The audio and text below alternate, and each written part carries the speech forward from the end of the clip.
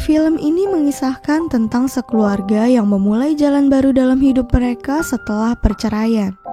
Putri sematawayang mereka ikut dengan ayahnya ke luar negeri dan terpaksa berpisah dengan ibunya. Sedangkan di sini ibunya mengalami penyakit demensia dini yang dirawat oleh kakeknya. Dan apakah seorang ibu ini juga akan melupakan putrinya yang menyayanginya?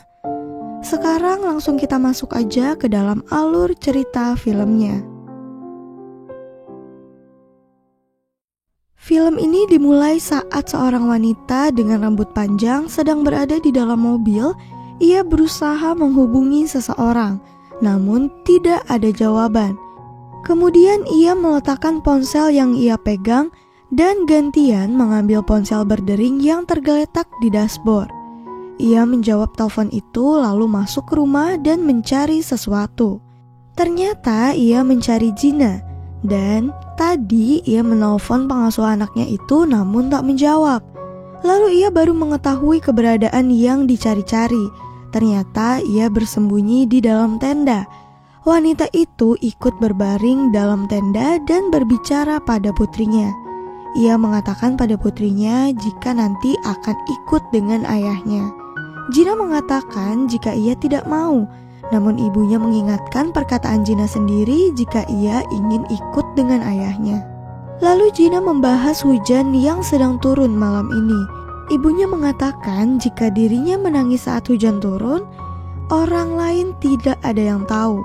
Lalu Gina mengatakan lebih baik jika setiap hari haruslah turun hujan agar tangisan ibunya tak terdengar.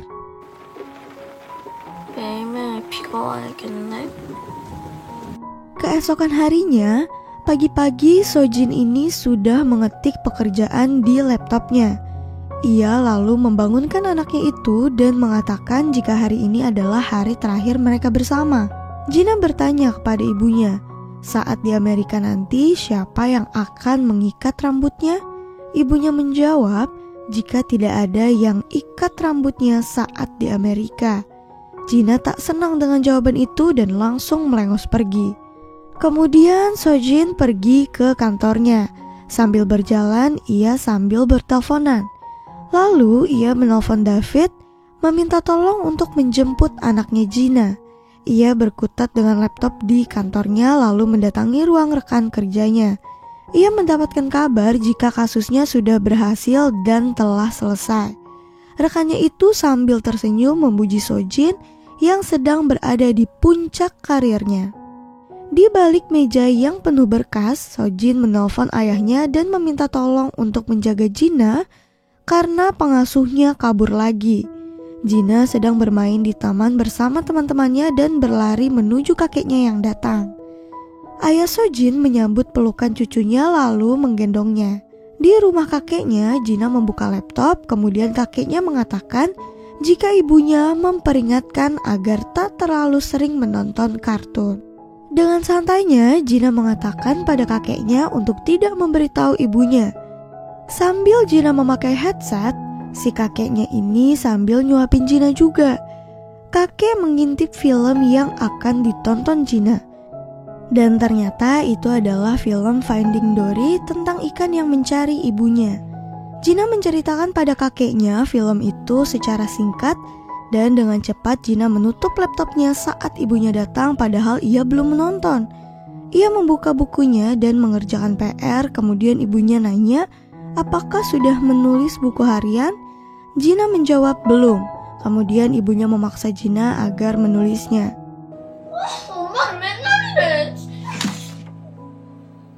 Saat hari sudah malam, Gina tiduran di dalam tenda dan mengatakan jika ia ingin ibunya segera mengirimnya ke Amerika. Ia curhat kepada kakeknya dan kemudian kakeknya mengatakan biarkan saja agar ibu yang mencari Gina. Kakeknya juga mengatakan jika orang dulu menemukan arah pulang dengan rasi bintang Cassiopeia. Sojin tiba-tiba dihampiri ayahnya yang menanyakan pengasuh Gina. Sojin mengatakan jika sudah tak meminta pengasuhnya untuk datang lagi, yang berarti ayahnya harus bersama Gina selama seminggu. Paginya, Sojin dan ayahnya mengantar Jina yang berangkat les sambil mengeluh. Jina muak dengan ibunya yang mengatakan permainan bahasa Inggris padahal itu hanyalah pelajaran biasa tanpa permainan. Sojin lalu pergi meninggalkan ayahnya dan putrinya usai berdebat. Ia mendatangi ruang kerja rumahnya yang penuh dengan berkas-berkas.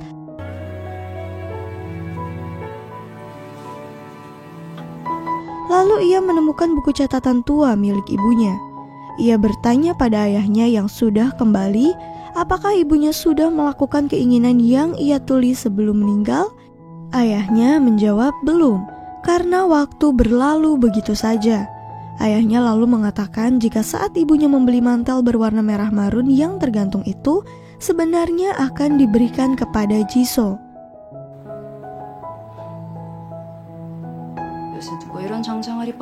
Malam harinya mereka menjemput Jina yang langsung memeluk kakeknya dan menanyakan kabar temannya yang ada di Amerika.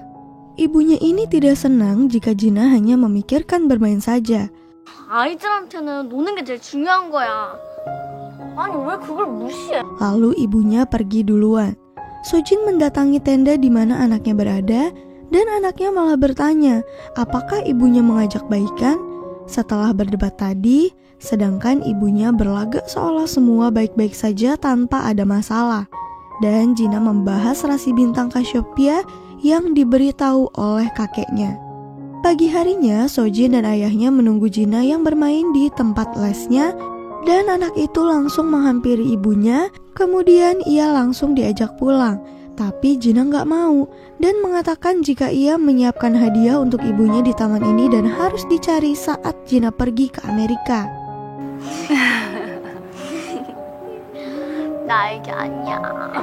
Hari mulai petang.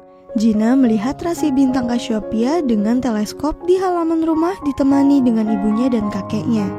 Lalu Jina mengajari ibunya lagu Cassiopeia.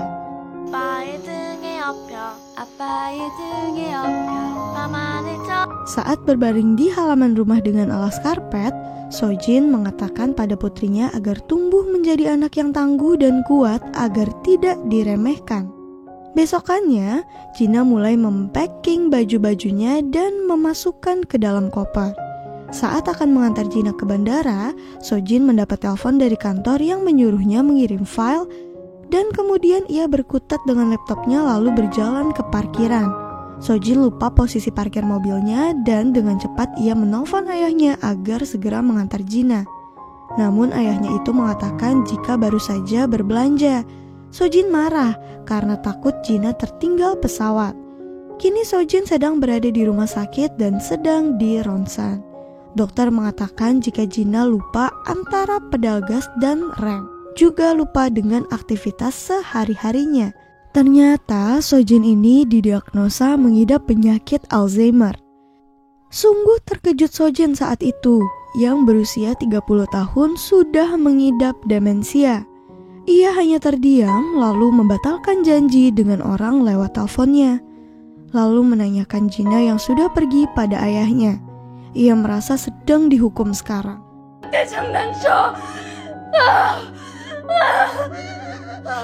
Kemudian ia melakukan tes ingatan dengan dokter dan ia mendapatkan fakta yang menyakitkan. Jika ia sudah tidak bisa lagi disembuhkan.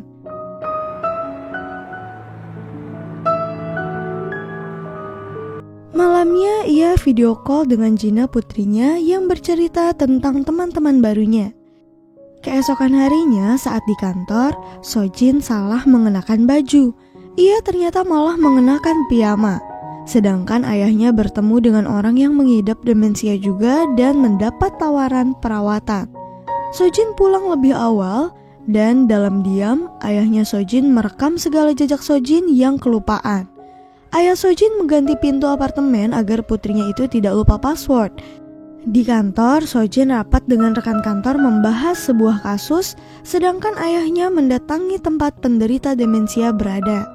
Saat itu dengan terpaksa Sojin mengaku pada rekannya jika ia menderita Alzheimer. Saat rekan kerjanya mendesaknya untuk mengingat sebuah kasus yang ditanganinya. Dan ayahnya sedang bercerita kepada orang-orang di sana tentang Sojin yang tumbuh dewasa secara mandiri dengan baik walaupun ayahnya bekerja di luar negeri. Saat akan pulang, Sojin lupa jalan dan hanya berputar-putar di jalan yang sama.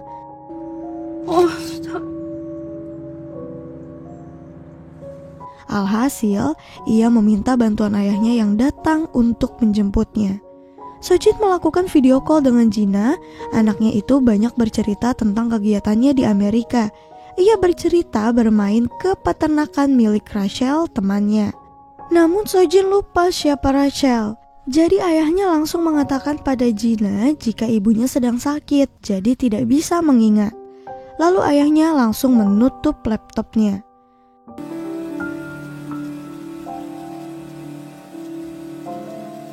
Saat dalam mobil yang kini dikemudikan ayahnya, Sojin takut jika suatu saat ia akan melupakan putrinya sendiri. Ia berpesan pada ayahnya, jika hal itu terjadi, maka ia meminta dibawa ke panti perawatan. Dan ia melarang ayahnya untuk memberitahu Gina tentang penyakitnya karena ia sangat takut jika ia tak mengenali anaknya dan menyesal mengirim anaknya ke Amerika. Sojin sangat frustasi dengan hal ini sehingga menangis dan kini hanya sang ayah yang bisa menenangkannya.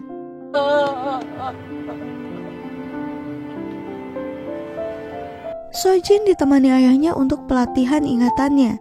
Di sana banyak orang-orang muda yang menemani orang tuanya. Situasi yang berbanding terbalik dengan Sojin yang ditemani oleh ayahnya. Ayah Sojin ini menghampiri petugas yang keluar untuk bertanya soal panti perawatan. Sedangkan Sojin ditinggal sendirian di sana. Ia sangat terguncang saat melihat ada lansia yang sudah lupa dengan anaknya sendiri. Ia bahkan mengatai zombie pada orang-orang seperti itu.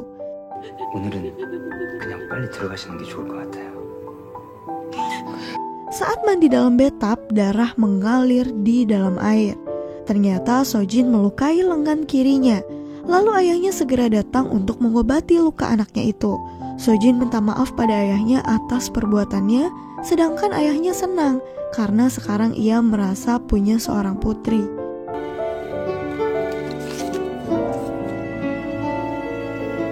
Sojin duduk bersandar di kasur kamar. Ia bertanya pada ayahnya, apakah ia bisa menjalani kehidupannya dengan baik? Dengan penuh keyakinan ayahnya menjawab jika ia siap menemani dan selalu bersama putrinya itu.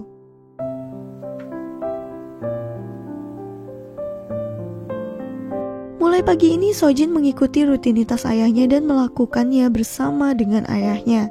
Ayahnya itu juga menempelkan kertas penanda pada dinding yang bertuliskan keterangan-keterangan agar Sojin tidak lupa. Sojin pergi keluar berjalan-jalan ke supermarket ditemani ayahnya yang selalu siap menjaga putrinya. Sojin lalu memegang mantel merah marun yang dibeli ibunya dulu. Lalu ia turun ke bawah untuk menghampiri dapur dan di sana sudah ada seorang wanita dan laki-laki di sampingnya dan di sana juga ada ayahnya. Wanita yang tak lagi muda itu lalu menyapa Sojin yang baru saja datang, namun Sojin malah memprotes karena ia membuatkan ramyeon mie instan Korea. Rupanya Sojin ini mengira wanita itu adalah babysitternya Gina, padahal pengasuh Sojin sendiri. Berkat keluhan Sojin di awal pertemuan, alhasil wanita itu pergi begitu saja meninggalkan rumah. Sojin bertanya pada ayahnya, baju merah marun yang ada di tangannya ini milik siapa? Ia sudah lupa tentang mantel yang dibeli ibunya dulu untuk dirinya. Sojin melakukan video call dengan Gina putrinya. Putrinya itu menyanyikan lagu Cassiopeia lagi. Gina lalu bertanya pada ibunya apakah ibunya itu sudah mencari hadiah yang ia sembunyikan di taman tempat lesnya. Sojin yang mengalami demensia dini tentu sudah lupa dengan hadiah yang ditinggalkan putrinya. Gina lalu meminta ibunya agar segera mencari hadiah itu. Namun respon Sojin sangat di luar dugaan. Ia menanyai nama anak perempuannya sendiri yang ada pada layar laptop. Ayahnya langsung menutup laptop itu saat Sojin berkata demikian. Kini Sojin ditemani ayahnya untuk mendatangi ruang sidang. Park Sojin, seorang pengacara, didakwa karena kesalahan atas kasusnya. Di kursi terdakwa, Sojin mengalami gangguan. Ia tiba-tiba memanggil ayahnya dengan histeris saat dibantu oleh petugas.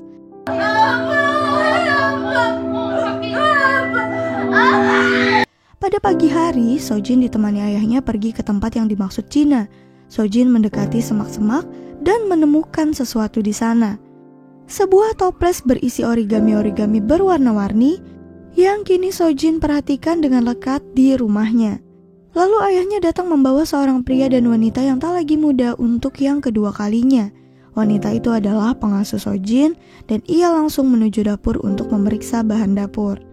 Wanita itu sepertinya tak sejalan dengan pemikiran ayah Sojin saat berdebat. Jadi wanita itu pergi, sedangkan Sojin meletakkan kepalanya di atas meja. Tidak menyahut ketika dipanggil ayahnya berkali-kali, ternyata putrinya itu mengompol dan lupa pada ayahnya. Sojin memberontak dan terpaksa ayahnya sedikit melawan. Sojin terdiam, tergeletak.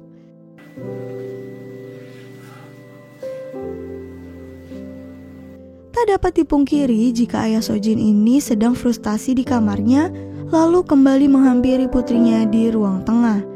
Putrinya itu meringkuk memeluk lututnya sambil berbicara seolah-olah ia meminta maaf pada ibunya. Saat dilihat, ternyata Sojin sedang membaca kertas-kertas origami berisi catatan dari Gina.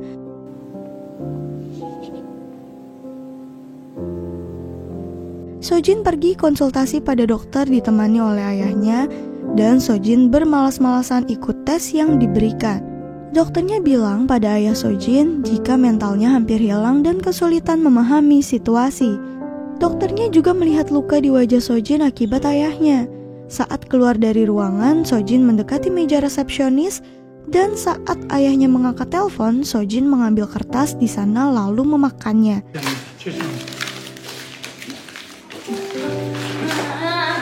Di mobil, ayahnya Sojin mengatakan jika Sojin berhak menolak yang tidak ia mau dan mengatakan pada putrinya itu untuk melanjutkan. Sojin dan ayahnya sekarang pergi ke rumah duka. Seorang pasien demensia yang dikenal ayah Sojin telah meninggal dunia. Saat anaknya sedang curhat, Sojin memakan tisu yang membuat ayahnya kewalahan.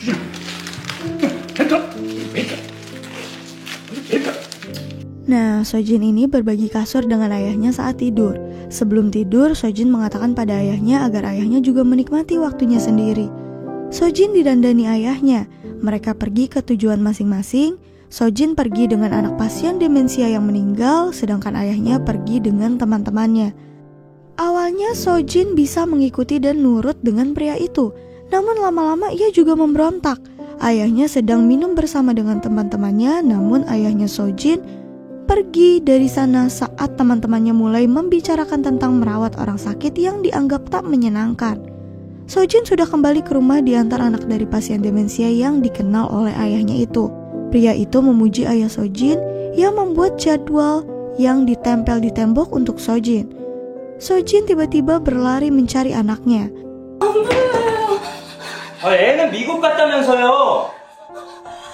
Pria itu lalu menyahut jika anaknya pergi ke Amerika. Namun ia tetap mencari bahkan di tenda milik Gina. Lalu Sojin mencari-cari ayahnya. Ternyata ayahnya sedang mengambil mantel merah marun yang tertinggal. Sojin membuang sampah di tong sampah depan rumah lalu disapa oleh temannya Gina. Saat ia kembali ke rumah, ia mendapat telepon dan mengabarkan ayahnya kecelakaan mobil dan sedang dirawat di rumah sakit.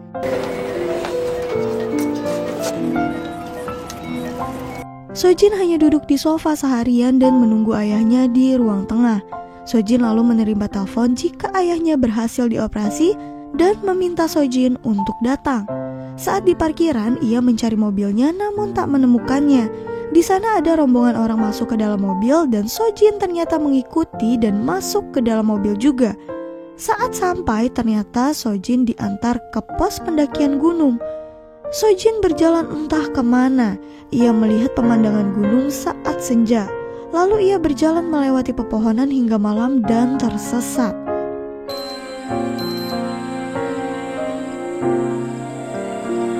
Lalu ia berhenti saat melihat gugusan bintang. Ia mengingat kenangan saat melihat bintang Cassiopeia bersama dengan anaknya. Kemudian Sojin terbangun lalu melanjutkan perjalanannya menuju keluar hutan. Dalam perjalanan, ia mengingat tulisan putrinya yang mengatakan agar tidak menangis saat hujan. Walaupun hujan deras, Sojin tetap berjalan menyusuri jalan tanpa arah. Ia diajak rombongan pendaki gunung masuk mobil saat mereka kembali. Dan saat akan masuk mobil, tangan Sojin ditarik dengan Jina anaknya yang tiba-tiba muncul dengan baju berwarna kuning cerahnya dengan sedikit basah kehujanan. Lalu mantan suaminya juga datang membawa payung. Jina tentu saja menangis.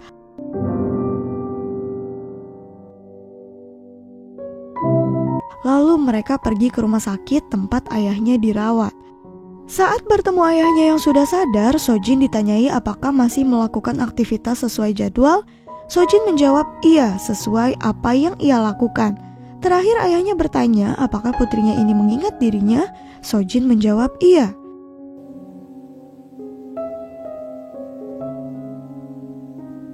Saat keluar ruangan, Sojin bertemu dengan Jina. Ia lalu duduk di lantai dan memuji Jina cantik saat anak itu mendekat padanya, seperti yang selalu ia katakan saat video call. Lalu Sojin menanyai nama putrinya sendiri. Ternyata ia sudah lupa dengan putrinya.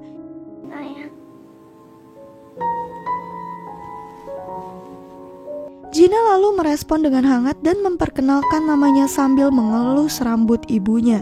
Jina mengatakan pada ibunya jika ia tak akan menangis di depan orang lain karena ia kuat seperti ibunya. 만약하지 않아. 엄마를 닮았잖아. Jina juga mengatakan jika ia tidak menangis walaupun hatinya sakit. 나도 사람들 앞에서 울지 않을 거야.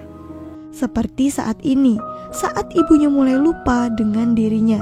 Jina tetap tersenyum lalu menyanyikan lagu Cassiopeia sambil mengelus rambut ibunya. 그래도 엄마가 힘들 때 엄마가 내 앞에서 울었으면 좋겠어. 난 힘들어도 엄마가 우는 걸 볼 수 있어. 엄마 딸이니까. Dan film ini pun selesai. Mohon maaf apabila ada kesalahan dan kekurangan dalam video ini. Terima kasih.